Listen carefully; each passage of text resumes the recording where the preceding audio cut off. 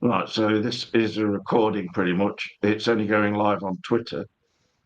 Okay. Uh, I don't even know if that's happening actually. But it's as long as it records it, that's all that matters.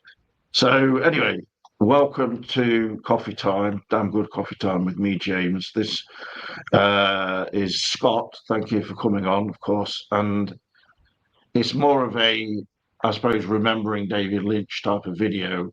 That was how, at the same time as things going on for me here, I was in terms of in the family and stuff like this.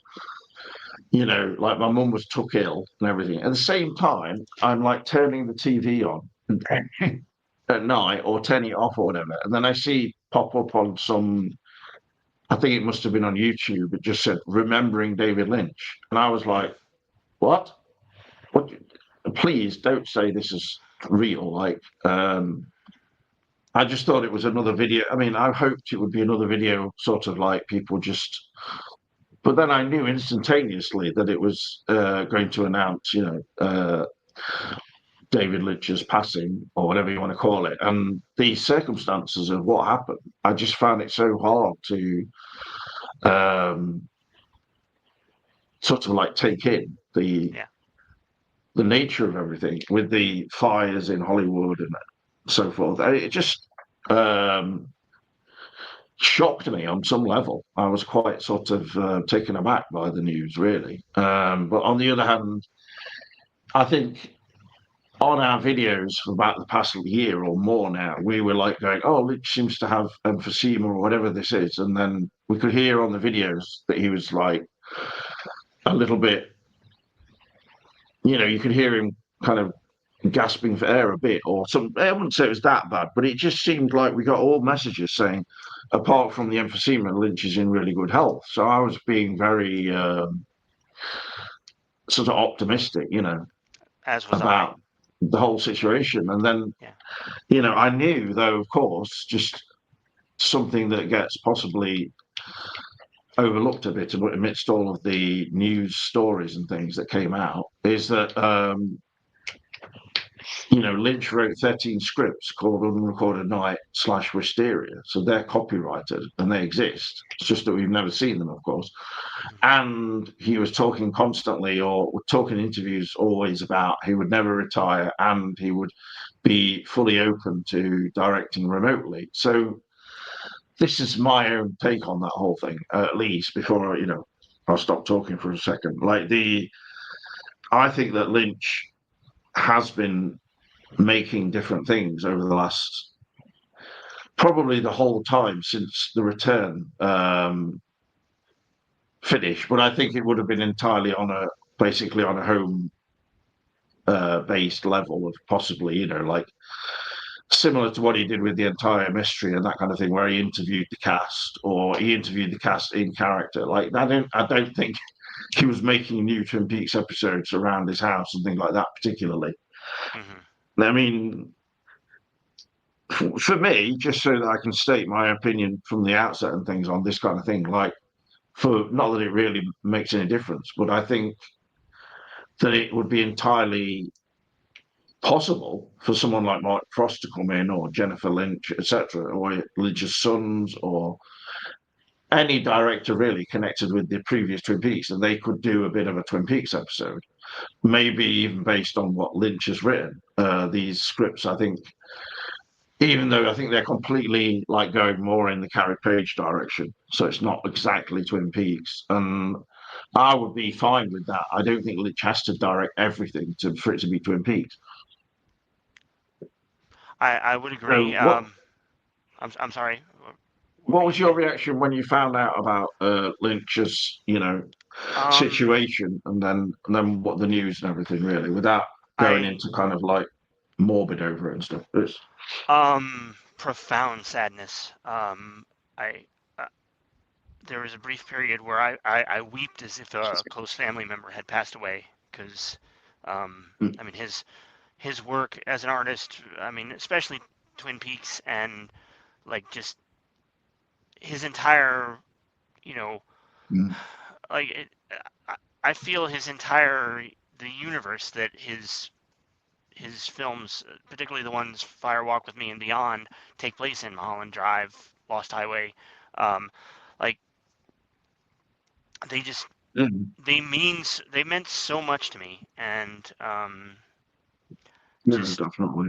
um, the timing of it also, like, being here in America, Mm. you know, he's always been this wonderful beacon of just artistic truth about just the double-edged sword that is the American dream and the American nightmare that's beneath it. And Mm.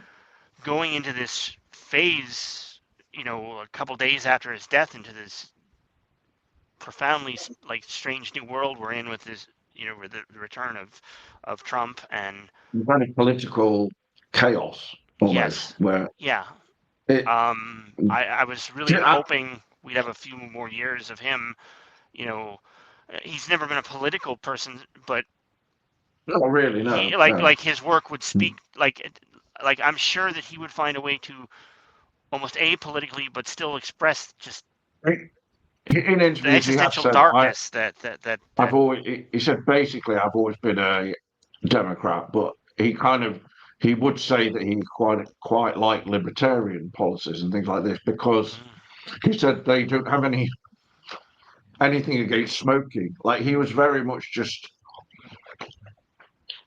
in his interviews and things like this, he would say that comment about Trump, like how nobody can really answer to Trump, so he's yeah, causing chaos and stuff like this. But yeah, you've got to realise that Lynch is coming from very much an artistic perspective, where hmm when one party is in power as such, like there's always the kind of, like the punk uprising or the art sort of, it's like when Thatcher was in power here in the 80s, we had like a lot of hmm really good music and stuff coming out. But right, I don't know if that really applies so much these days because, the way filmmaking is and everything, some people would say, what would Lynch be like today? If he came out with Eraserhead, like it would be, I think it would still cause quite a big degree of interest, but it would be more like something that would come out through, you know, maybe it would be put on Amazon or something, and then it would become a cult thing. The midnight movies thing of Lynch, that where he came from, it's more of a indie cinema thing now, where they have to really promote something to some degree, to get it popular. I think Lynch would be popular in any different time to an hmm extent, and then have that cult thing. But the beauty of what Lynch did, or the wonderful world of Lynch, or whatever you want to describe it as, is he brought surrealism and something new and fresh into the mainstream with Twin Peaks, absolutely, especially, and with even with Blue Velvet. Like that was people know about that film. Um, and then the reappraisal of Twin Peaks Fire Walk with Me, like 30 years on or less, really 20 years on, people were like kind of, oh, this is actually really a good film. Like I don't know why it was bashed on release. hmm It's similar with Lost Highway. That was released and then it was two thumbs down from Siskel and Ebert. What another great reason to see Lost Highway. That was an advert, and yeah, then people are like, okay. But now they're like, oh, all right, yeah, I love Lynch. I love this film and that film, and I think what's great now is that there are younger people, especially, who like are watching Twin Peaks for the first time, hmm or watching maybe uh, The Straight Story or sort of anything by Lynch, really, Wild Heart or something. And like you said, he created a whole world, this vision of Hollywood as well as being this kind of great place in Mulholland Drive, for instance. But at the same time, there's always this sort of friction with the reality of becoming an actress in that world or actor or hmm whatever, and this sort of how the illusion is created. And yeah, Lynch like loved the idea of oldie worldy Hollywood and like Sunset Boulevard, and there were people writing things in these studios and coming with these ideas. And this is before everything was done by those at the top. They're like, oh no, we can't do this. And that's why you come out with a film like, Exorcist Believer or something, which is, even though it kind of did okay at the box office, people were like, what is this film? It just seems like compromise on top of compromise. And with Lynch, he always had final say for his edits after June, especially. And then Yep. Yep. so there's no compromise. Right. It was. I mean, some people might not love, for instance, Wild at Heart. Like I have almost. I don't know. I really liked the film upon release and things, but I was watching it. Bear in mind, like for instance on DVD or something, it's not the same as watching it in the cinema, is it? I've never seen it in the cinema, and Lynch really knew how to use cinema to create like a kind of whole world you could get lost in as such. You don't have to go out and start pretending to be Sailor Ripley or something. I mean that would be pretty wild. But you can do what he's about is you just enjoy the film, you experience the film, and you go through all these different emotions and sort of engaging characters. But it's almost like there's so many characters in Wild at Heart to get intrigued by. Even the Willem Dafoe character is sort of like unsavory as he might be. Mm-hmm. Yeah. It's sort of got this edge to it that sort of other films didn't have around the time. And there were many filmmakers that imitated him really as well, I think, in a sense. But Mm-hmm. they never managed to really recreate that Lynch. Uh, just I don't know, it's just an edge. It's more like just a real creativity. Mm-hmm. And as his cast would always say, they were like really involved in everything, and he would talk to them about what the character's doing in this scene, but without saying, "Well, this is your motivation." In this scene, you've got to be really sad, but he would probably discuss things that are more, deep rooted. Like if you look at, say, The Return, and then those scenes with Audrey, for instance, Mm-hmm. and then you see the behind the scenes, and Sherilyn Fenn's like, "I don't understand what's happening here, or what exactly is." Why is Audrey in this situation and things? And of course, Lynch wouldn't say, well, this is exactly what happened here. This is, because the whole scene with Audrey and Richard, or no, it's not. Is that Charlie, is I he think it also was. called? Well, Who? I think she was in love with someone named Richard, and they were looking for him. No, that was But it was Charlie who was her yeah, husband. Charlie. Sorry, she was obsessed with Billy. Oh, that's right. She had some kind of like, but it was more like this kind of um, erotic aspect coming in, which Mm-hmm. and then the Charlie thing was like as if he was sort of trying to calm her down, but it just inflamed her all the time. He would be like, "I'm very sleepy," and and of course her character was like, "What? I need to go to the roadhouse. I don't know why, but." And so then that scene where it's like her looking into the mirror at the end, that took me by surprise. Even though there's many aspects that you could say, well, this is like some other film, or this is like that. It's like her awakening to the reality. But it's almost you don't know which one is reality. Is she really living with someone called Charlie, and they're in this sort of house and near the woods or whatever with all these books and things, or and the round mirror as well that she has. I believe it's round. There is a shot amidst all of the woodsmen where they're going into the convenience store. There's one very brief shot where you see a curved round. It's like as if the camera has gone back, very far back, zoomed, and it's revealing or into a reverse. It's revealing like the lens shape of a round lens shape, which is a consistent sort of round, like the Laura Globe, the Laura Golden Globe type of thing, or whatever you want to call it, golden ball, and Yeah. uh, then when Andy is in that sort of the fireman's place, or whether you want to call it the White Lodge or whatever, and he's looking up and there's a round thing in the roof, like a skylight type of thing, and he's looking up and he sees the angels, and then he sees three sixes as well on the repeated on the like the telegraph pole or whatever you want to call it, the electrical as well, and it's just sort of like the spirits of the lodge, or there's some. somehow electrical interference going on, which brings Mr. C to Twin Peaks in some strange way. And we don't really. There's no way you can really fully explain the return in a. I wouldn't say in a completely logical sense, because then you just end up with probably even more questions than answers. Yeah. It's with Lynch, everything is like far more on an intuitive, even this feminine kind of intuitive energy, which he goes with, like where all the characters are connected to each other, and uh, even in the return, I don't think Cooper or Mr. C or Princess.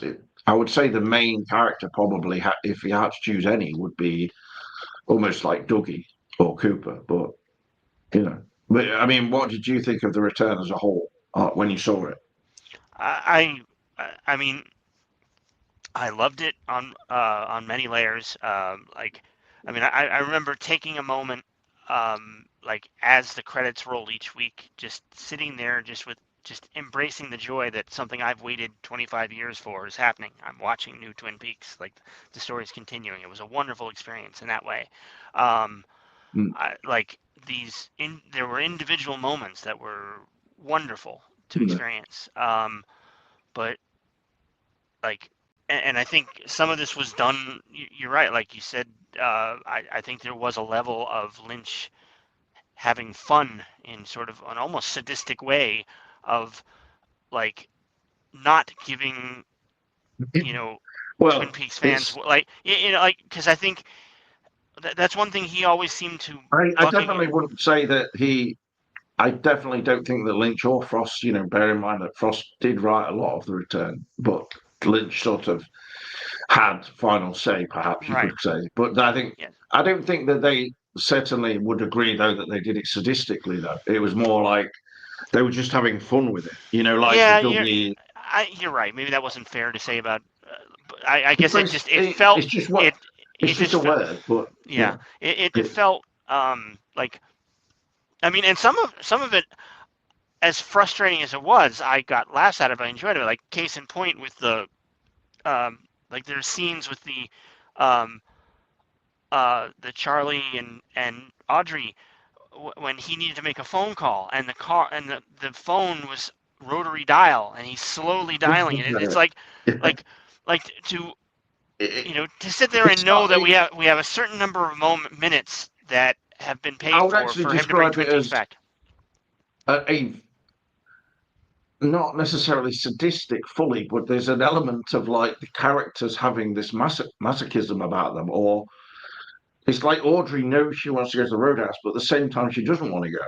Right. She wants to put on a coat, but she's taking off a coat. Charlie puts his coat on, then he says, "I'm taking my coat off." Everything is in this like state of flux, like with the electricity going. Zzz, zzz, zzz, zzz. It's sort of just have somebody make up their mind here, please. And then Audrey resorts to grabbing Charlie Hmm. and screaming in his face, which behind the scenes we saw that Lynch and Shirley were doing behind the scenes, which is like it. The thing with Lynch is he wasn't afraid to sort of go there with these kind of emotions behind the scenes, and then Hmm. bring out like the best performance he could possibly get. Like I don't think anybody could say that Shirley and Fenn didn't give a good performance in that scene. Same with the guy playing Charlie as well. I mean, they were Right. both like hilarious. But those scenes, like when you were sitting there originally, and they went on for literally, I mean, they went on for 10, 15 minutes easily at some of them. And Yeah. it was like an almost not torturous, but it felt like, why is the scene going on this long? you know, Right. it, Exactly. And just like this underlying, like it really just added to just the existential dread that he loved to just yeah. really crank up on the is because understanding that okay, there's only a certain number of minutes and hours to this third season, and like half an episode is being dedicated to this back and forth. It's just being Yeah. dragged And, out and dragged and out, and from the like beginning, I felt like Mr. C was like presented as being there's a vaguely comical aspect to him where somebody told me about the episode before I'd seen it, and they said like they'd seen it in Italy or somewhere. They went, Kyle MacLachlan is wearing this wig, and it looks stupid, like ridiculous. And so I watched it, and I'm like, that is the most blatant wig on Mr. C I've ever seen. Like more than when people said in Fire Walk with Me, like Sharon Lee had a wig on, which I never realised at the time. Like, but then Mr. C would do things where he was like going up to that cabin at the start, and he just punched the guy, and he went flying, and it was like, okay, he's got super strength. So it's sort of enjoyable on some level, but then the Mr. C scenes seemed really stretched as well. And people had this reaction where they were like, I don't know what to make of Mr. C. Is this supposed to be scary, or is this supposed to be like just really long scenes with him saying things like, is this a kindergarten or not? And then they have a wrestling match, not a wrestling. That would be Oh even yeah, better. arm wrestling. Yeah. And at that point, I was like, okay, this is going to go either one way or another. Like, and then the Mr. C storyline just seemed to peter out. They kind of just went. It's like Mr. C just ran out of engine oil or whatever he was operating on. Like, Mm-hmm. and his whole plan and everything just seemed completely almost floundering before it even started. Like he was just. I've got these numbers. I need to get to Twin Peaks, but then the fireman misdirects him somehow, or takes him to the sheriff's station, and he's sort of like, "What is this?" He doesn't understand where he is. He's almost flummoxed by everything. But somehow Andy seems to think that this is Agent Cooper, which seems doesn't make any sense because it doesn't look anything like Agent Cooper. What you know, Yeah. he's got these blatantly like. Mr. C literally looked like someone had dipped him in engine oil, and then he'd been in the sun for too long. But his hands were all dirty, his teeth were all discoloured and things. I mean, yeah, okay, maybe Cooper could have turned a bit like he got into like rock music and was literally going to Twin Peaks bars on the road, but like hanging around with. He just looked like he didn't know what the hell's going off basically with his character. Is he supposed to be a villain? Oh yeah, I mean, many people like myself enjoyed every Mr. CC because even though some of the things he was doing were like really evil on some level, or Mm-hmm. unpleasant, it was like very gripping at the same Mm-hmm. time. Yeah. And then the Dougie scenes on our show, like on Coffee Time, we had some people who were like, "Oh no, not another Dougie scene." It's just, and I was like, "Oh, I want more Dougie. I want to see more Dougie just walking into glass doors and things because." For me, this is the most hilarious thing I've ever seen. And then Dougie suddenly goes into combat mode and, gets the what's his name? I've gone into forgetting things now. The small guy who's like the assassin, basically. Spike. Spike. I can spy, yeah. And it's I watched those scenes back, and it's like then they bring in some Twin Peaks Fire Walk with Me music, and there's the three guys, the Mm-hmm. Fusco brothers or whatever, and they're just laughing about things which have no relation whatsoever to what they're dealing with, and what they're talking about the light on one of the cars and the repair of it in the midst of them dealing with Ike the Spy. And then if you actually put the subtitles on and stuff in one scene where uh, I often put the subtitles on and stuff just to sort of pick up on what the script says and things because it's usually the correct thing. But in the background, when I think Janie is there with Dougie come in and they start to do like the fingerprints on the coffee cup business. And there's so many things which are surreal yet seem mundane at the same time in the return. And Mm-hmm. as Carl Potter said, he said there's a lightness to the script of it. But at the same time, in the background, there's a woman shouting as if she's being like, she's been arrested or whatever, and she's just being brought in another room or something. And these detectives are just carrying on talking about the tail light on a car being fixed and how extortionate the price is for it to get fixed. And this woman's threatening, saying, "I'm going to shank you in the bowel," in the background. I mean, it's like Inland Empire again with the some of the stuff in that was so gruesome in a way, but it had a level of absurdity to it that remember the scene with we found Dougie Jones or whatever, and there's so many Dougie Jones in the Las Vegas area, and they bring in that family, Hmm. and this like just a child screaming at the top of its lungs, and they're just stood in that room like this kind of. It looks like almost like the grandparents and the parent. I don't know with children, and it just doesn't make any sense whatsoever, does it? No, And no, it doesn't. not on. I mean, not on certainly like on the surface level. I mean, maybe underneath it has some things going on there, but I think many people would probably agree that there's a lot of trauma and a lot of like sort of issues, for for want of a better word, going around in the return in terms of like Bobby's reaction to when he sees the picture of Laura Palmer. I genuinely think that that was supposed to be taken as pretty much like an old Twin Peaks sort of reaction. I mean, it was. But, I personally love that scene. Like, it was. Yes, it was campy, but also at the same time, um, like I'm one of those people who's so deep into the earlier seasons of Twin Peaks. Like to this day, when I hear Laura's theme and that crescendo happens, like there are yeah, very few times I hear that I don't get a little, at least mildly choked up, because like that was the essence. Like it started off like, I mean, if you've listened to Angelo Belamonte's like description of him writing the song with David's mm, mm, guidance, like like it encapsulates the mystery and the wonder and the horror that is Laura Palmer's story. It's mm.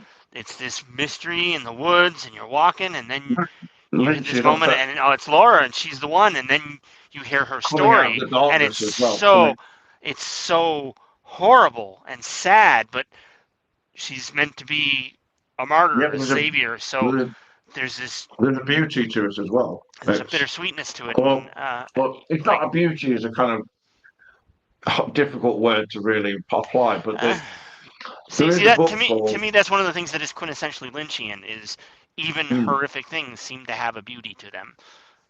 there's I know a it's kind of hard to say like what Laura went through is beautiful because it wasn't, but I know. I don't I know. mean, Like it's the depiction of it in that he loved people literally like coming out of the darkness into the light, like in Blue right. Velvet. But there's an idea of this illumination of Laura realizes what's happening eventually. She's like, Hmm. therefore, she's aware of her situation, but on some level, she's almost powerless to change it. In that Right. there's this toxic energy coming from Leyland, and he believes even that he's being, guided by the Black Lodge spirits on some level, whether this is like a get out clause for him Hmm. or he is genuinely, like thinking that in some, because he's damaged himself and everything. He's obviously Hmm. abused as a youngster, then it goes around and Hmm. he doesn't fully realize what he's doing sometimes in his anger and rage about everything. It's like coming out with that, they didn't call them lovers in high school, Leyland. And he's like, how do you know what she likes? And it's oh my God, this is bad. Yeah. Like Leyland does know what he's doing here, but on some level as well, he is he's menaced by some kind of like intrusive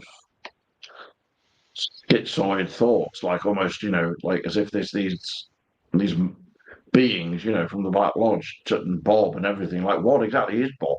It's just Yeah.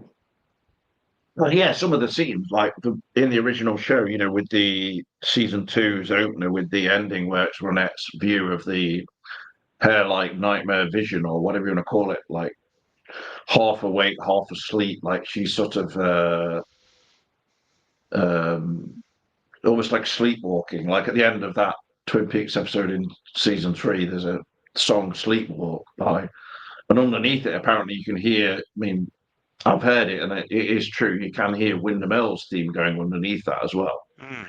Mr. C sometimes behaves a little bit Wyndham Earlish as well, but Yes, with the case and everything when he gets the case out, and it's the exact same case model but just different colour that Wyndham Earl had I with did his not know that. computer stuff in.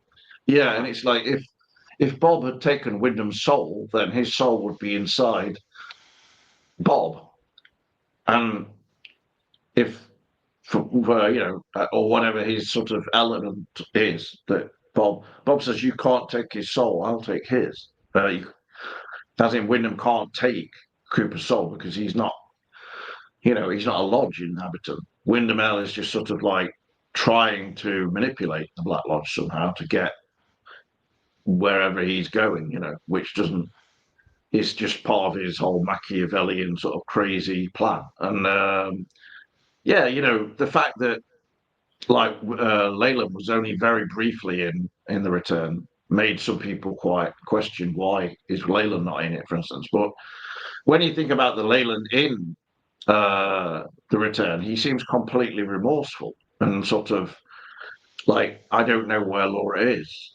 And there's that idea that Frost wrote more about in his books, where the idea is that some people in the town, there's like a fog, or there's literally, or there's a sort of just misremembering, like that Laura went missing rather Yeah, than that she was murdered by her own father, which right. is probably too much for people to handle. So they That's change did, it. and Yeah. if I'm remembering the final dossier correctly, like in that timeline or distortion of the timeline where Laura went missing, Mm. did Leland not kill himself? In a car, yeah, like he blew his brains out in a car, which is the same. When James Hurley recollects. No, sorry, James Hurley is sitting around the back of the Great Northern doing his security job, and we find out that the character, the young character with the green glove, Mm-hmm. starts quoting from the song "A Day in the Life" by the Beatles. He starts joking about, dragged comb across my hair and that Mm-hmm. kind of thing, and it's like, why is this young fella just suddenly quoting from the Beatles? And the song "A Day in the Life" is sort of almost two songs put together as well. It goes from like one thing and then it goes into this other thing, and that's how the return was. It would just swerve. And there's a book called David Lynch Swerves by Martha Nockimson. She's really good, like where she interviewed Lynch about all of this. And Mm-hmm. then they go into even talk about quantum physics and the unified field and all that kind of thing. And What's the name of this book? David Lynch Swerves by Martha Nockimson. She also wrote Hello. the first one before that called The Sorry about Passion of that. David. It's okay. I'm sorry. Are you still there? Yeah, yeah. Hello? Oh, hang on. Give me a moment. Just don't worry about it. It's just must be your setting or something. I don't know if. Yeah, I had my alarm went off, so it threw everything. Oh, okay. You've got a lot of DVDs or sorry, Blu-rays in there, right? Or is it?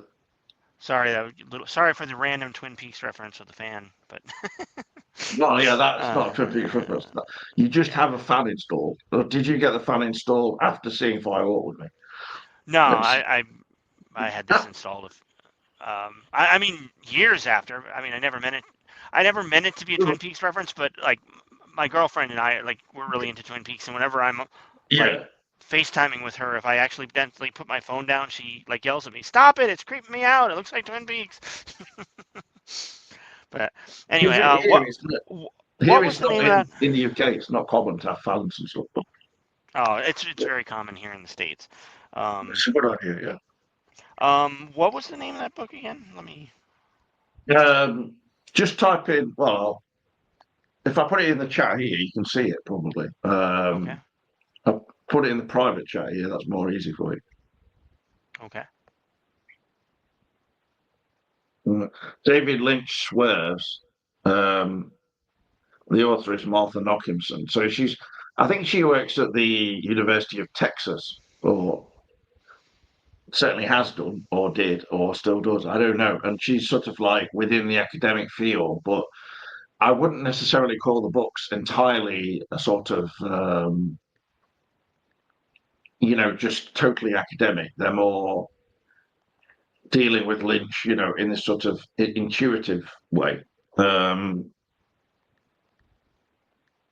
wouldn't pretend to understand all of these talk about the unified field and things like that, but I did I did a course, to learn transcendental meditation, for instance, and that it can connect to that kind of idea to some degree, in that you're sort of going into a relaxed state of the mind. No, your screen's gone black again now, but I don't know. I'm sorry. Can you hear me? Yeah. Uh, But if you just don't, there's no need to start checking these books and things when we're actually on the video, because I can actually show you the book now if you want. okay. Just get it.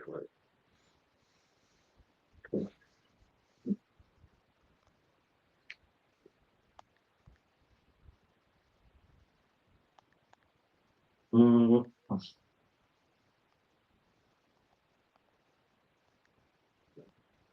I'm trying to find the first one, The Passion of David Lynch.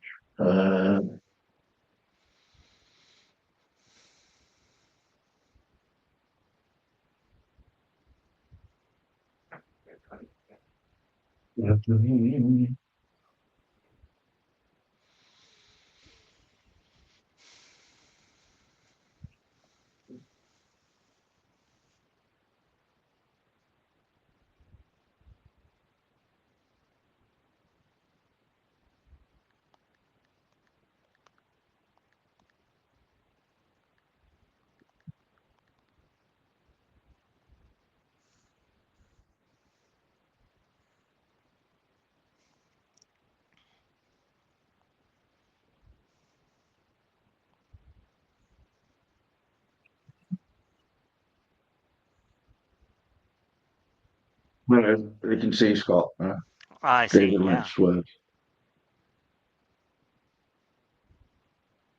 So, Fascinating.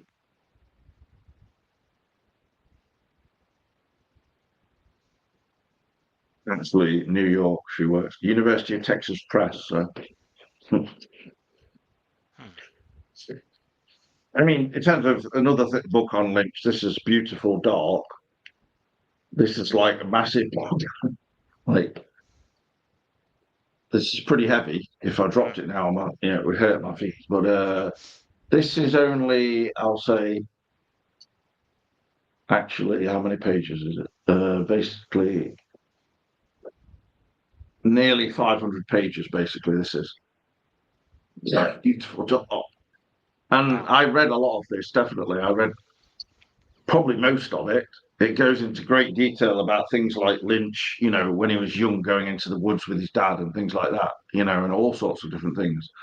His relationships, and then working on the sets. And then this is one that is actually Room to Dream is more of a autobiography, in that he's interviewed by Christine McKenna, and it's sort of, so he has a chapter sort of his actual words, and then she sort of does another chapter then after that or whatever, sort of talking about what he's just said and things. So that's how they agreed to write it, you know.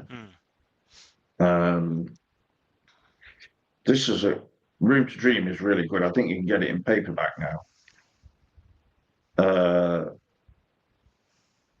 It has pictures of Lynch with his brother and sister there. Like, his brother, he said, worked on the electrics in the White House in one interview with Jay Leno or somebody like that, or Letterman, and they went, "Are you serious? He worked on electrics in the White House?" And he went, "Yes." Hmm. And Wow. it's just Lynch with one of his first paintings. I mean, if you look at that, then at that point he was making paintings which are more, a bit more kind of like conventional to an extent. Hmm. Then he did, he went into his whole kind of fusion of painting and cinema. So if there's any more interesting photos in here. Here we are, David and his son. I think that's working on the return. That's Riley. So, Mm. who had basically seemed to have two roles in the return as Billy, who runs into the diner. Oh, he's actually called something else, but he shouts, "Has anybody seen Billy?" And then everybody changes positions, and there's different people in the diner, and it seems like the two different realities aspect, or whatever you want to call it.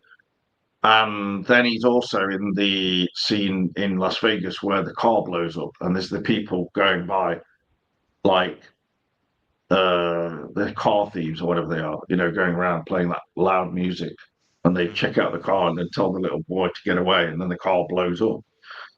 He's one of the survivors, though. But he's also in the band Trouble, playing that song Snake. I can't remember what it's called now. The one basically where Richard starts grabbing the girl around the neck and stuff. Oh yeah, Which is a pretty disturbing scene, I thought, when I first saw it. absolutely. I mean, it was like I thought Richard was like going to be the main antagonist of the whole thing, but then, like so many different characters in the return, you just don't really know what happened exactly. I mean, yeah, he went on a rock. Goodbye, my son.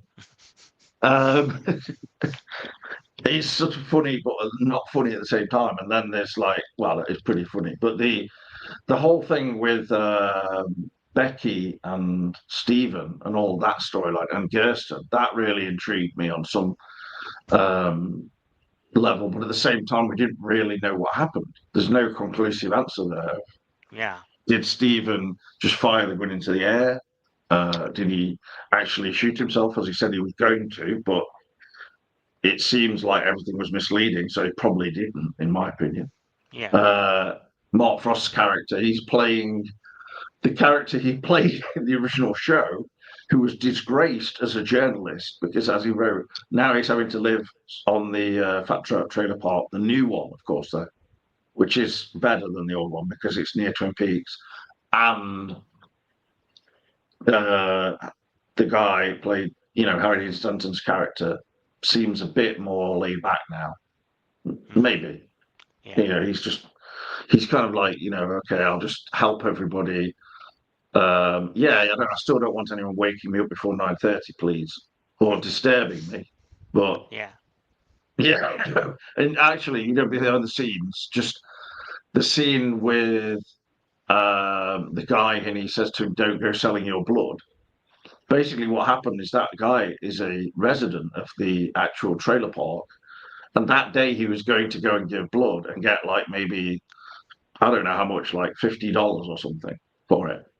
And he was literally doing odd jobs around the trailer park and things like that. But they said, how about if we give you $900 just for today's work, which is like the minimum wage Right. for actors on the set. Like most of the actors were pretty much paid just the basic, apart from Carl McLaughlin. And apparently, I mean, that's sort of like, never, and they shot most of the return like as if they were making like an indie low budget film. So that's how they managed to keep the budget down. But at the same time, like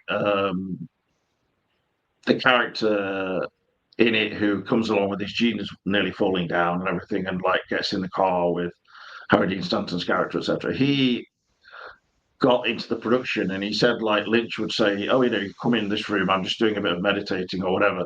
And there was just like a massive long table full of donuts, like is the same as in the return and things like I mean the pilot episode. Mm-hmm. So that spirit of Twin Peaks was still there. But one thing that I think was not deliberately not done was we never saw any owls within Twin Peaks or really any much wildlife in the woods, certainly in visuals. The only owl spotted was in either Dougie's kitchen, a pot owl for cookies or whatever, and then also where they say, "Is that an owl above?" And the guy goes spooky or something. When Dougie's standing there with his prize money, like, and then Janie comes in and slaps him in the face hard, and you can't even tell if it's an owl in the shot when it's flying above. Do you remember how the places are called, like Sir Lancelot Court, and there's a Sycamore Street, and Yeah. it's like all of the natural world that we would normally expect from Twin Peaks is not quite there. It's like we're seeing a sort of more mundane Twin Peaks, is what I felt like. It didn't have like necessarily the magic quality so much. It seemed a bit too much in almost our reality, and uh, yeah, this is the kind of, Lynch believed in this idea of the Kali Yuga and this sort of like that we're going out of the Bronze Age, and if you would get into the Golden Age, things would be so much better. And he said that Twin Peaks: The Return wasn't the ending of Twin Peaks because it was in the Bronze Age. It's not in, and the Kali Yuga, which started in 2025, is a time of like momentous change, apparently. Mm. Uh, and this is something that Lynch genuinely believed in. I mean, I don't know what to believe, but I think if you look at within his art and everything, or his filmmaking, etc. I really think that the ending was supposed to be like transformative and a progressive ending where we see this sort of transformation of the character Carrie Page, but really she is Laura in some way, Mm-hmm. and she's kind of realizing all of this that happened and connecting it back to like her mother calling her up the stairs when she's not actually there. Mm-hmm. So she's not there, but she's there in the character of Carrie Page. Mm-hmm. And if you think of that, then if you're going to carry a page, then you're taking on some story from the diary and carrying it on to now. Mm-hmm. It's and there is again also mention of a missing page that, um, and there's the fact that also she has two coats. She mentions this specifically to Richard / Cooper, whatever, and he's like, okay, just bring a coat. She says, I've got two coats. And this connects right back to the beginning of the show where Dr. Dr. Jacoby says, two coats, guaranteed, Yeah. spree. And so it's like Carrie Page is basically like this golden orb of Laura, but Mm. encompassed or contained within this very sort of uh, fairly mundane, Odessa, Texas sort of like existence where she's in a house with a gun on the next to the fire. There's a small white horse on there and all sorts of things. If you look like, and there's buckets, and then there's the guy just sitting there with his arms slightly raised, like clearly not alive, with a shot right through the center of his head. And Mm-hmm. Richard / Cooper is just sort of staring at him like as if this is completely of no interest, really. Mm-hmm. So, yeah, I don't know what to make of any of that, to be fair, but I think it's almost like a depiction of Carrie Page being in this state where she only cares about the fact that she's got two coats and she just wants to get the hell out of Dodge or whatever she says, rather than face the reality of what's going on around her, where she says, have you found him? Mm-hmm. Like, have you found who? Yeah. What's she talking about? I don't know. Is she talking about Leyland? Is she talking about her boyfriend? We don't even know. And there's this, she's been gone for 3 days. And then Dougie's also gone for 3 days when he does his miraculous sauna transformation, uh, Mm. and he's like ripped. Dougie, the sexual athlete, who suddenly JDE is like, oh, I'm really into Dougie now. He doesn't say much, but his blood pressure is absolutely beyond amazing. Mm-hmm. Even an ordinary person, and you know, despite not really speaking much, he does look fantastic to Janie. But again, I don't know if that's enough to sustain their relationship. Maybe, but yeah, we've been on 50 minutes now, so I mean, perhaps you could just wrap up the video with any thoughts on. Um, do you think that more and more people will get interested in Twin Peaks? Bearing in mind also they're reissuing the entirety of Twin Peaks on Blu-ray and at a cheaper price as well. And it's coming out in these plastic boxes, and immediately you get people saying, "Oh, these plastic boxes aren't as good as the cardboard thing." But both were problematic actually. So Mm-hmm. I think you should just look at it as, okay, these are coming out at a cheap price. I can watch the whole thing now Right. if I've not watched it all before, or Mm-hmm. at least it's available at a really affordable price. And they're coming out, I believe, on any day now, or probably something like the 24th of February, and or the 20th. I don't know. Like everything seems to be lined up, for Twin Peaks being um, coming in to a sort of new generation, even. Like from what I've heard, there's been a lot of people who are like 18 or something watching Twin Peaks for the first time and going crazy about it, like in the same way that we did when we were sort of in a low key kind of way, maybe, which is almost more, it's going to sustain itself more than people just suddenly going, oh, I've watched Fire Walk with Me and I love it, Mm-hmm. which is fantastic. But at the same time, I think you've got to maybe get into the whole thing, and Yeah. like enjoy, say, the pilot episode, and then even enjoy Diane Keaton's episode. It's like because there's just so much in there that you can enjoy. Like, Right. even though I would say, in the second season, Twin Peaks had a thing of, it was trying to basically find a storyline to go with, and then for a while, it felt like it was sort of just dipping into this more, um, Cooper living in Twin Peaks and what's going to happen next. But I don't think there was ever really a truly bad episode. It's just that the storyline sort of went a little bit meandering perhaps for a time, but then that was an inevitable result of the fact that ABC was like saying to Lynch and Frost, we've got to have a solution to this murder mystery. We can't just have Mm-hmm. it go on for Yeah. 5 seasons. And at one point, Mark Frost said that one of the CEOs or someone at ABC was like, or CBS was just like, just they almost took to Twin Peaks as if literally, as he described it, they were broadcasting digital Ebola. Like they were just like, we don't like this show. It doesn't like what's happening now with it. You're not going to reveal the murderer. The storylines are just sort of like we don't understand what is happening.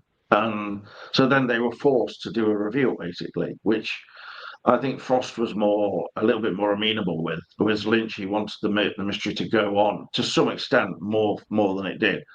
But revealing the mystery, as Lynch said, it was like killing the goose that lays the golden egg. And I can totally see where he wanted to go with it. You could have revealed things to an extent, but then maybe carried it on a bit further. You know, Mm-hmm. like what exactly was going on with Layla? Why did he do these things? And Yeah.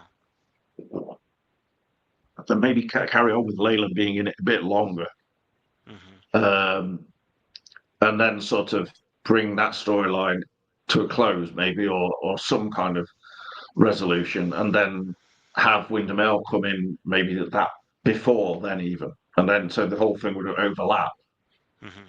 with Agent Cooper having to deal with one big thing and then another big thing coming in at the same time, and then maybe they wouldn't have had the Adventures of James Hurley, which me and Cameron always used to say was the high point of the entire show, which Mm-hmm.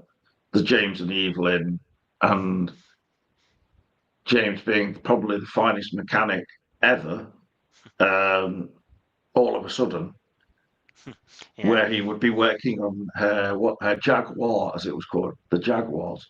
And I mean, some of that was truly hilarious, Mm-hmm. especially with the guy coming in the Puma shell suit and things like that. I mean, if there's not some fan of Twin Peaks who hasn't got that exact shell suit, I'll be quite angry. Um, but you know what I mean? Like even the most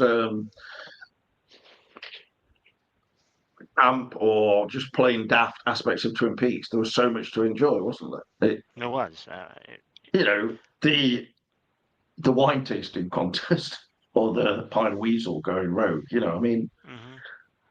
at the time, maybe I was watching them and I thought, yeah, it's just not like exactly the most thrilling storyline, perhaps. But on the other hand, it's kind of good to have a little bit of a relief from all of the more intense storylines, isn't it? You know, and That's true. Nadine as well, throwing things, fantastic.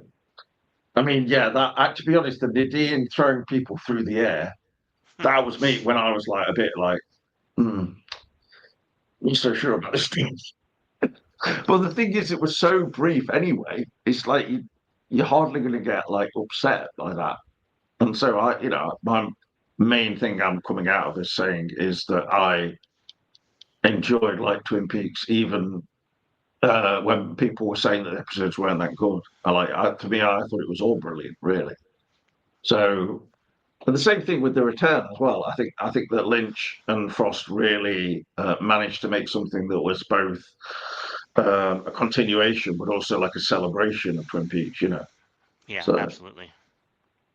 so anyway, what now a month on from the news about Lynch, and then just all of the online sort of posts and things like that. What is your feeling about where things are going? Do you think there's going to be more and more of a reappraisal and enjoyment of I, Lynch and Twin I Peaks? think there definitely will be a reappraisal. I think I think a lot of the more nitpicky comments that I'm guilty of myself on certain parts, especially season 2 of Twin Peaks, I think a Yeah, lot of yeah, that will be sort of like, I think we're going to look at his work with more rose tinted glasses because overall his work was brilliant. So like now that he's gone and yeah. there's going to be no And more of it, I think we're going to like have a more exactly. And I positive. think with season two, you've got to bear in mind also that Lynch always had final say on the storylines and things. Right. He might not have been literally on the set all the time. Apparently, he was quite a lot. Mark Frost Hmm. certainly always was, but like it was more during season one that he was finishing Wild at Heart things. But then with the second season, I think he just became a little bit disenchanted with the Yes. having to reveal things, and Yes. then he still would always have final say so on the scripts though. But Right. as we saw with the final episode as well, he basically was like, "I'm not going to do this bit in the script where we've got Bob as a dentist. This is just." I mean, to be fair, like they may have written it one way and then it could have changed on screen anyway, whoever directed it. Hmm. But with Lynch, I don't know many people who wouldn't say that final episode was absolutely just engaged them from start to finish. I mean, it was a Right. brilliant piece of TV and It definitely was. better than most films in 1991 or whatever. Yeah. So, And he, like, it's been said before, but like, regardless, all the good and whatever some people would say is the bad, Twin Peaks as a whole, as a series, is the reason we had a new golden age of television. Like, yeah, if definitely. there I think wasn't for Twin Peaks, there would be no Sopranos, there would be no Breaking Bad, there'd be like, even today, there'd it, be no Severance. And no, I it don't know if really you've molded checked. them. I I don't know think if you've checked that out Severance, but I have some of it. Yeah, yeah, yeah. it I wouldn't say it's like some people have compared it to the work of Lynch. I think it's very different cinematically, but it's definitely got elements that are very Lynch adjacent. I would say, like, just the combination of like But surrealness, they like, admit they mention it as being an inspiration anyway as well. yeah, Like the same with ab- David Chase and uh, they don't say like, oh, any connection to Twin Peaks is entirely mhm. a coincidence. This is like clearly something that impacted on them. But I think with Mark Frost, he said it didn't change TV at the time specifically in so much as it had an effect like long term, as you're saying. It really did in terms of the script writing and Mad Men, all these different shows, how it was. And You, not even just I mean, obviously narratively too, but also the idea, and I think like Lynch was the first to do this in a time period where television was 480 lines interlaced. Like yeah, yeah, now it makes more sense that like what Lynch started with Twin Peaks, we continue because everything's in 2 to 4K. Like you can have literally a cinematic experience on a television show because Like the signal we're getting is now that good, Up to where that 4K wasn't the or case. yeah, Where it easily. wasn't the case originally in Twin Peaks, and that's a wonderful thing about the Blu-rays is you like actually get to experience Yeah, Twin Peaks definitely. as this masterpiece. Yeah, as it should Um, look. And basically, you can go to a cinema now, and you might be seeing, like here on screen 7 of the showcase in the city centre. We're getting a really big picture, mhm, sort of the IMAX for cinemas version. Not true IMAX necessarily, but it's mhm, very big and mhm, very clear. And the thing is, though, you can still stay at home with a 43-inch TV or whatever and still get an amazing picture quality where it feels absolutely. like you're in the cinema and sound as Yeah. well, which Yeah. is something Lynch was always talking about. He would say that Yeah. the home experience is becoming like that, but don't watch it on your phone. Which is, Yes. Get real. I mean, uh, I don't get on a bus and see someone watching it on their phone and start grabbing the phone from their hand and saying, right. "Do not watch this on your phone, okay?" I'm not watching David Lynch, okay? Oh, okay. Sorry. Sorry. I had that was just something that I got a bit upset about. Okay. Bye. Please do not stop grabbing my phone out of my hand again. I apologize. I thought you were watching Twin Peaks. I mean, here on the bus, you could have like a whole bus journey is basically like an experience from Twin Peaks where you open a window, then someone closes it, then someone else opens it, then someone closes it. Hey, COVID's coming back, is it? And it just goes on for the whole bus journey. But that's England for you. So, oh, it's raining. Oh no, we've had 10 minutes of sunshine. Oh, it's raining again. That's it. That's living in England. And you have to go around listening to the best of the Smiths and Morrissey. That is a rule here. So I would just like to say thank you for bringing a little bit of light into my schedule by talking about Twin Peaks, Scott. Sure. So Thank you. Thank you for having me. it's been a good discussion. I'm sorry if I sometimes maybe go off in tangents a bit and like tangents, sort of go on a bit, but it's like I mean it's definitely something that I love talking about. As do So, I. thank you for giving me the time. Because Thank you. I think like it's been a month or so nearly since we heard about Lynch passing, and then, I didn't feel like doing videos at the time very much. Hmm. I felt like, okay, I've just got to give this a while to just sort of like percolate through. And like, I didn't really want to believe the news when I heard it. So thank Yeah. you for kind of being able to pull me out of that a bit Sure. and drag myself forward, because at one point we were doing videos and we would have like 50 people watching, but that was in the high point of when Twin Peaks The Return came out. And Hmm. we're now in this other world of like, or other stage where people are like finding Twin Peaks for themselves. And that's brilliant. Hmm. It's better than in a way than even 2017, but it's sad at the same time. It So is. but this Mark Frost said, it's like we're all just well, he was in just feelings, and it's like just a mood now. And but you might obviously we all have time to grieve, but please try and remember, the good things and to have a celebration in some sense. As Lynch said, keep your eye on the donut, not the hole. But Yes. as difficult as that may be, many instances in just daily life for people, I think. I don't know. I mean, I think that's how I see it, really. Anyway, Hmm. it is Yeah. sometimes really difficult to be positive or to be, optimistic about things sometimes. But I think with Lynch, he definitely brought something that was about connection between people, about depicting kind of love and uh, not getting freeing yourself from that kind of just damaging kind of negative thoughts and too much existentialism or all that kind of thing. Just Hmm.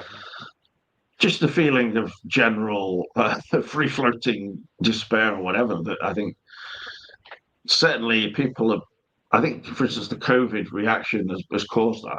in some ways, and then never mind, bringing in politics and all that kind of side of it, which I think is incredibly divisive nowadays Yes. in different, places, really. But I mean, I would say I'm optimistic about things. I think things can only get better in many respects. So, Yeah. you know, Absolutely. thank thank you for coming on the show, and Thanks for having me.